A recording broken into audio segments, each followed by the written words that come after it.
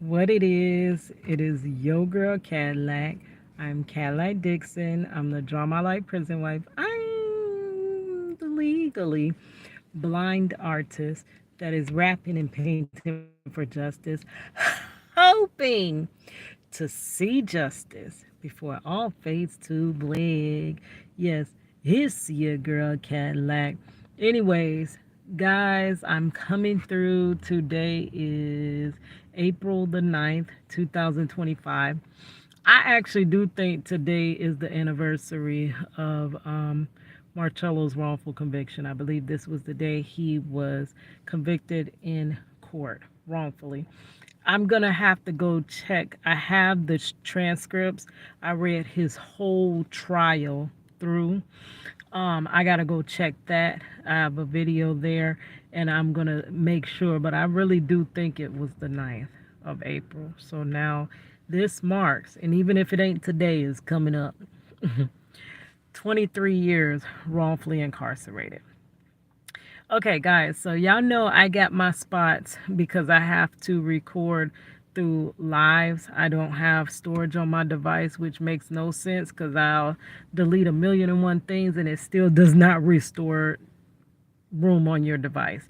So I record through my lives and then I release them like regular videos. Okay, the thing is, I have my spots that I know the video comes out nice. It doesn't come out pixelated. So I usually try to record in those same spots.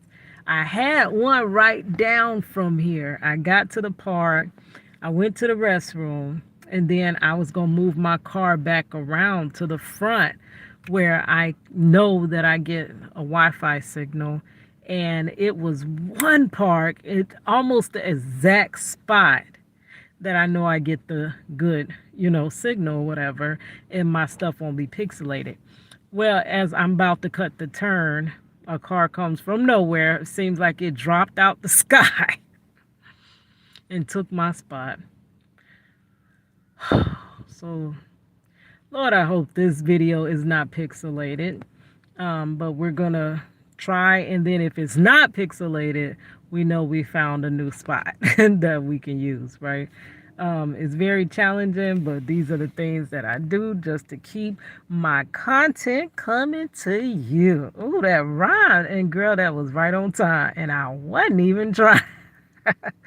um, anyways, okay, so what I wanted to talk about today is basically hope deferred.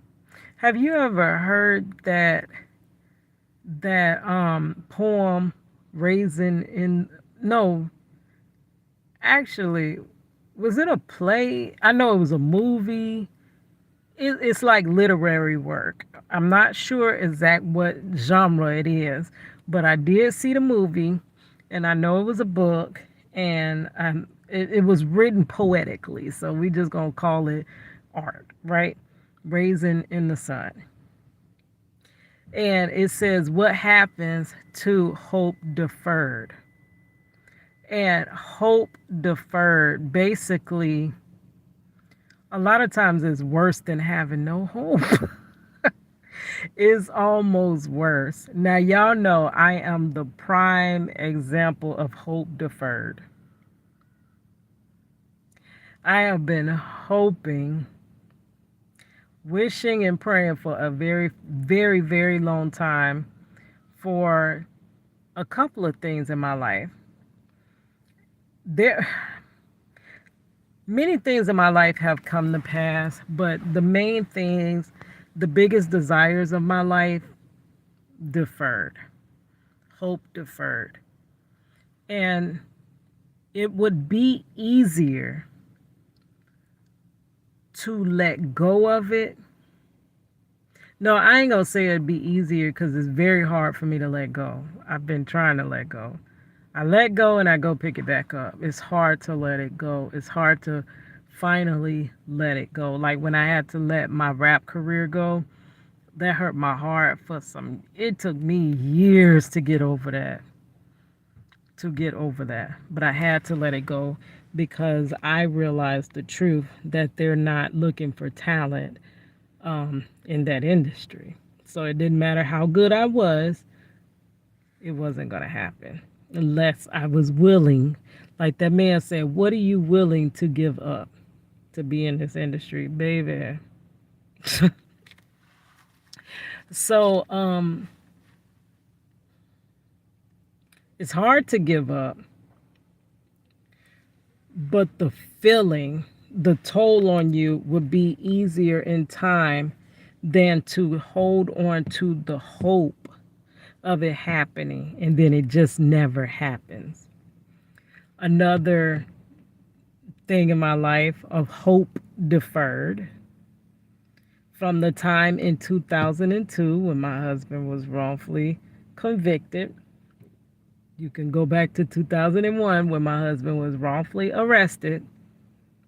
I had the hope that this was just a hurdle in our lives, just a hurdle, not Mount Everest.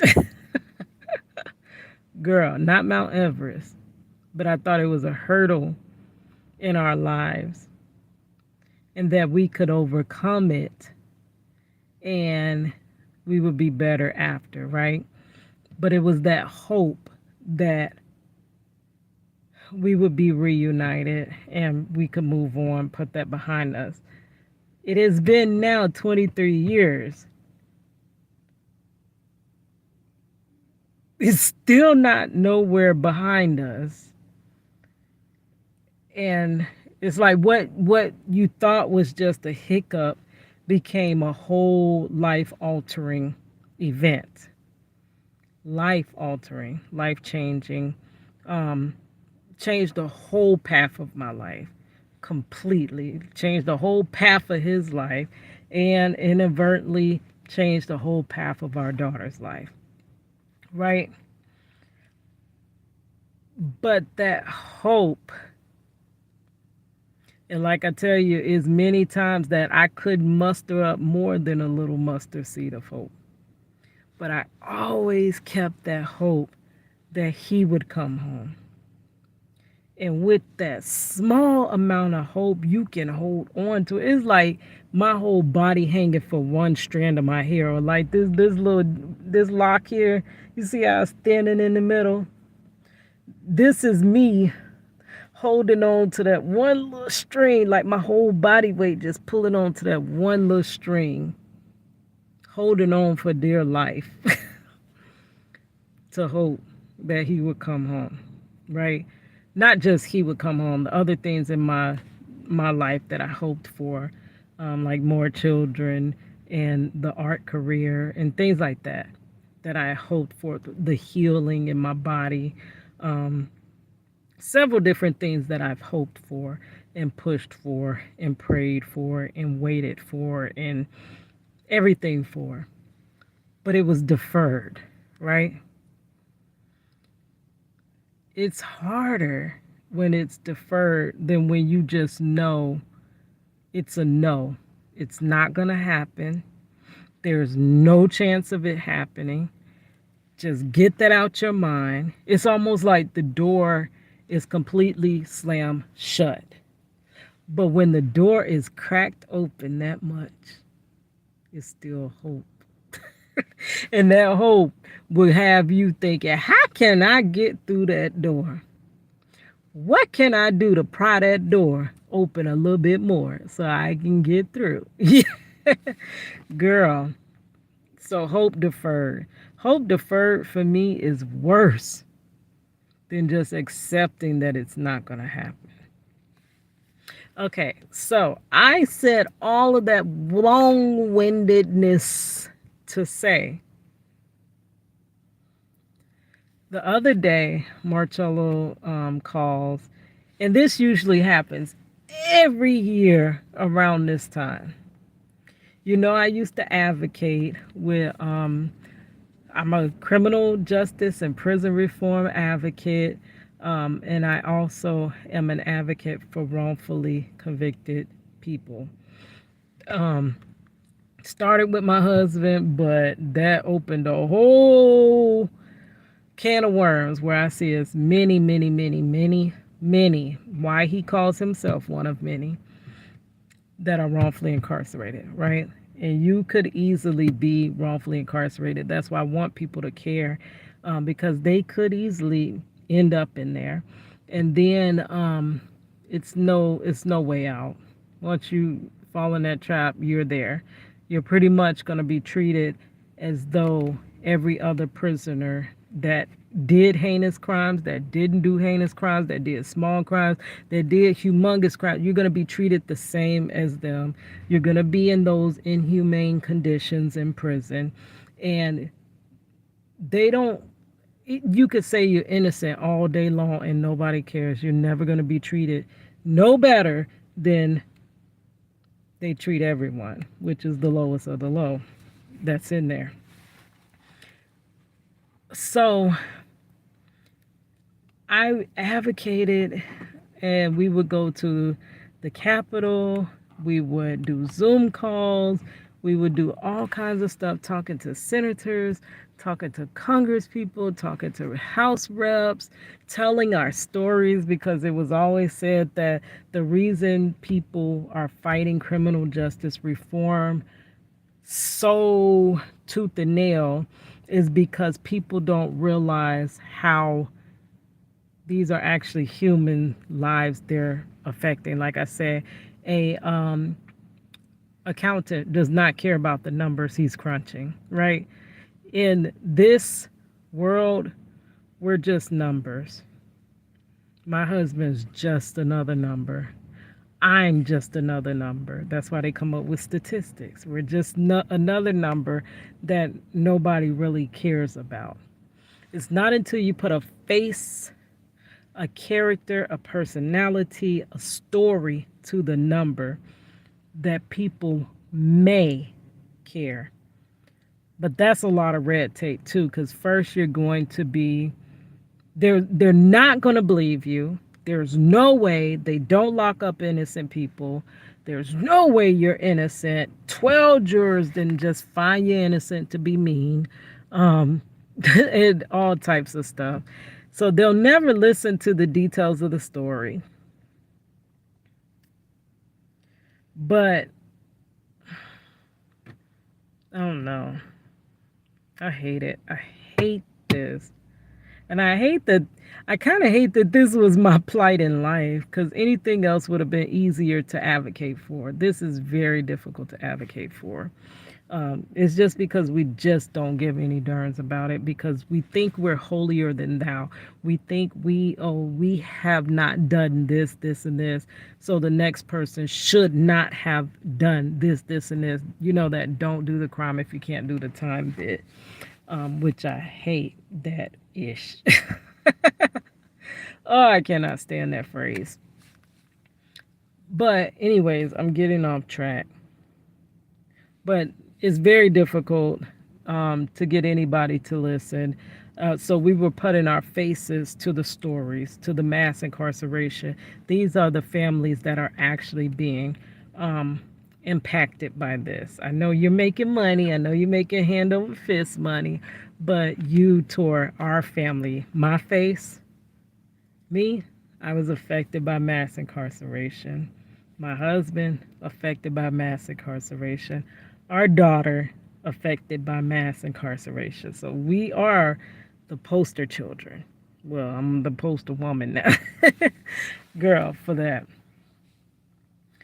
A single mother overnight by force, not choice. I actually had a man that was staying with me, marrying me, and we were going to raise our child together. Who knows if, life things would have happened, but for him to be snatched as soon as I give birth to my daughter, not even giving a moment for my husband and our daughter to even bond.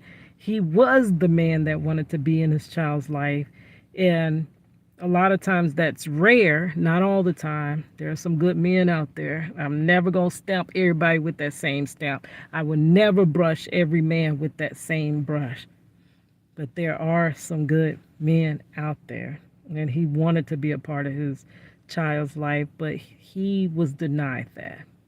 She was denied a father.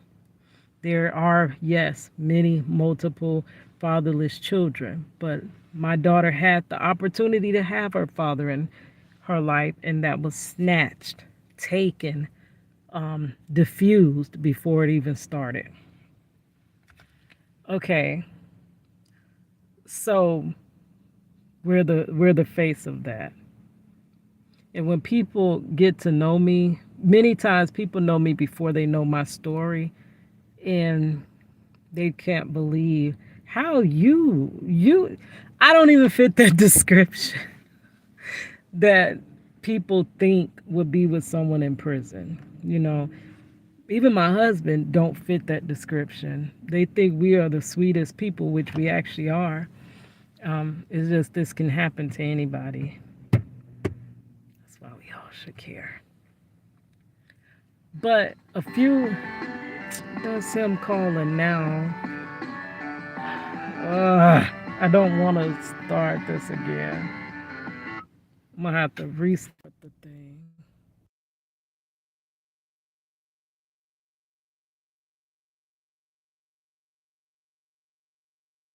Okay, I don't know what that was about. Okay, I don't know what that was about. It literally just said thank you for using Global Tel Link, opening the conversation. I say hello, and then it says thank you for using Global Tel Link, and it just hangs up. So I don't know. He probably gonna call right back.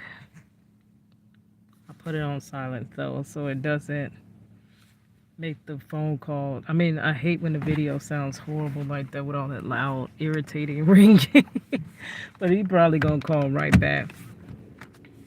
But anyways, he called a couple of days ago. This happens every single year. They have different bills introduced.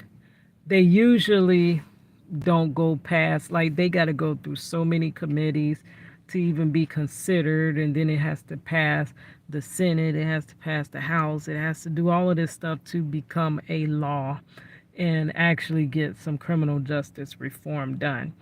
It is way, way, way, way, way past overdue, and they're in such a mess. But instead of sorting through the mess, like I liken DLC in this video. I have another video I'll put in the description box as a hoarder's house. And at some point, you need the bulldoze crew to come through. You got to do something. You got too many people in there. The prisons are at critical capacity, which in 2020, they were saying that the guy that used to be over Florida DLC was saying he is going to be forced to let somebody go. Now, they have not rehabilitated folks, so they're letting go people that they have just shelved, and the rehabilitation is on that person. So you better hope to jail they're rehabilitated before they come back to your community, because if not, they're going to commit more crimes that's going to land them back in prison, right? But who do they commit the crimes against? The people in the community. That's why us as a community should care whether they're coming back to be viable parts of community or if they're coming back to be a detriment. That's how it does affect you. It does affect you. But they never want to make any reform. They don't want to let anybody go. Florida got rid of parole way back in the 80s or early 90s. We have 85%, when most other states have 65%. I just did the math. If Florida has 65%, Marcello, my husband, who's been wrongfully incarcerated for 23 years, would be coming home next year if we just had the same sentencing statute as other states. Majority other states, there's only a couple states in this whole country that have 85%. And Florida is definitely one. So we did a couple years ago the second look act, that was saying that anybody can petition to have their case have a second set of eyes look at it to make sure it is still copacetic and that it still actually is within the realms of justice, because so many things have changed since, and there are so many people that have been incarcerated for decades and decades and decades. They make changes, but they never retroact anything, so it doesn't alleviate anybody that has previously been screwed by the system. And they bat that down. Nothing. They don't want anything. No type of reform. So each year, it's always the rumor that something was passed. And it gets you hopeful, because you're like, yeah, because that's what I was told. Just that's what Marcello's public defender said. Just hope that the laws change in Florida. This was in 2002. Ain't not one goddamn law changed in Florida for the better. They get worse. They get worse. And anything that makes no sense, that really is worse for everybody, they pass that right away. But anything that really will bring true reform is bat down. It never makes it. But there's always the rumor that, oh, they did this, oh, they passed this bill, and then your loved one is hopeful because one person sends it in, they pass it around to everybody, and now everybody is calling their loved one, look up this new bill, I might be able to be released under that. And that's exactly what happened this time. There's a bill, House Bill 183. And it is basically Florida going from 85% time served to 72% time served, which, like I said, any coming off of the 85%, Marcello would have a second shot at life earlier, right? Well, the judge already, when he wrongfully incarcerated Marcello or sentenced him, he said, I want to give him life, even though there wasn't a shred of evidence. I want to give him life. But just so he has a second chance at life, I will only give him 40 years. And we're 23 years into that 40-year sentence. Marcello was a 19-year-old. God, why is it still ringing? I hate this. I cannot record anything without all this constant interruption. I put it on silent. Why is it still ringing? Gosh, this is annoying. I can't win for losing. But he said, I want to give him life, but I'll only give him 40 years. So one day he has a second shot at life. He's nowhere near his second shot yet. And he was 19 when wrongfully arrested, 20 when wrongfully convicted. Our daughter was only 9 months when he was snatched out of her life, right? So I'm like, at 65%, Marcello would be getting out of his wrongful conviction next year. He'll be being released, because at this point, I've used over 2 decades to fight his wrongful conviction, to break his story, and none of the above is happening. I can't get the channel off the ground for nothing in this world. I don't care what I do. I could probably come on here and dance in a darn chicken suit. I still wouldn't get the views for it to go anywhere, right? And I call it Project Reach the World, but who am I reaching? Nobody. I didn't even Project Reach my own backyard. But Project Reach the World, as if. Okay. But 72%, if they went down to 72%, Marcello would have about another 5 years. As it stands now, Marcello should be getting released around 2036. Is it 36 or 38? So he has about a decade left of his wrongful conviction to do. right? But anything sooner than a decade creates hope.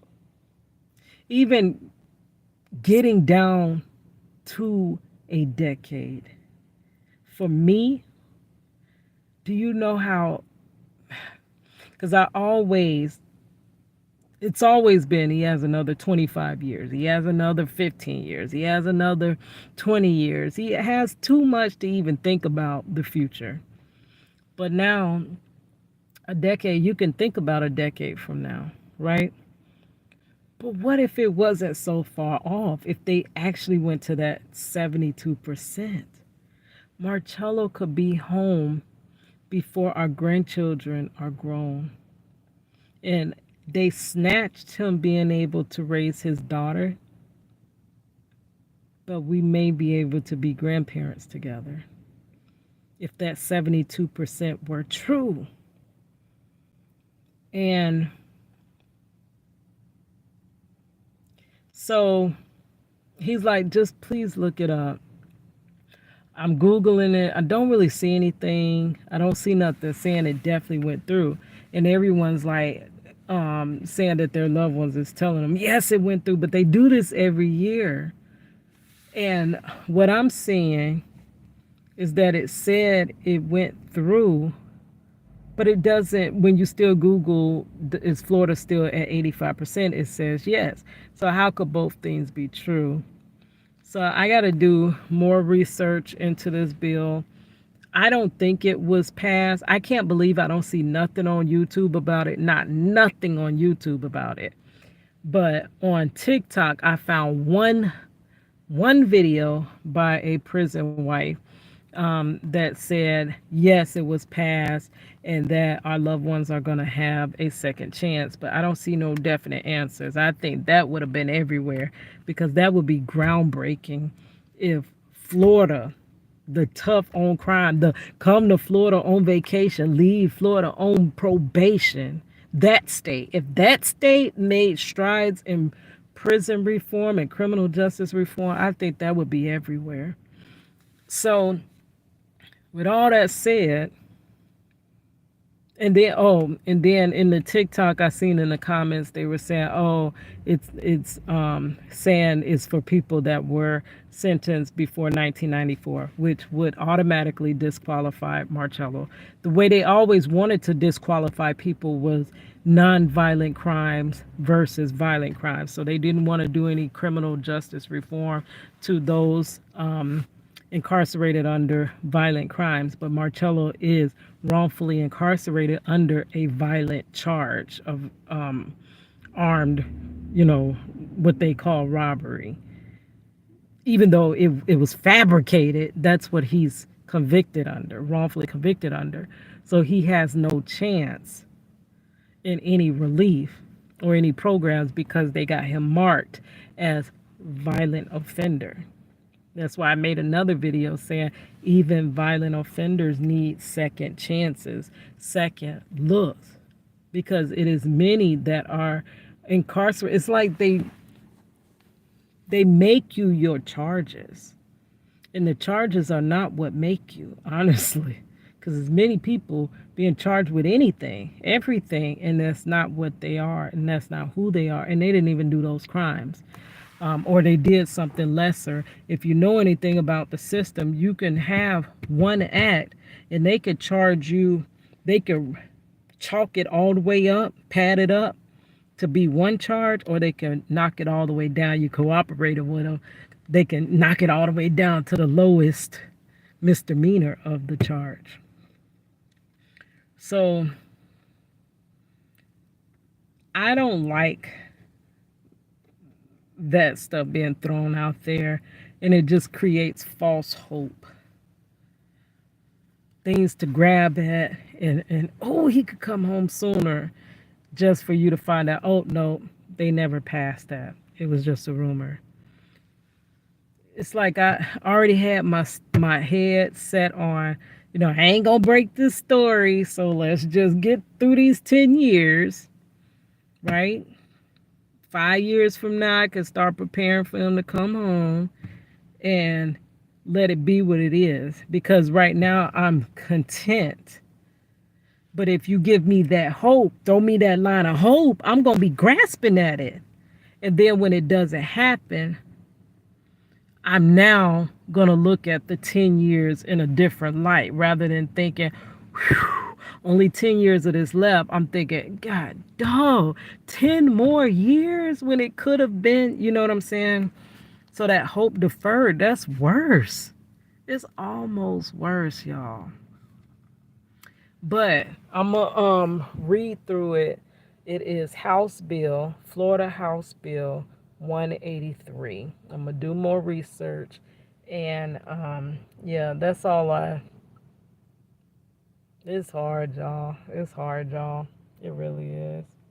This has been the battle of my life, and I am ready to take my battle clothes off, honestly, and set my little, whatever I use to battle down and just chillax, actually live, right? Not in fight mode, not in survive mode, but just live. All right, guys, hiss your girl. I do hope this recording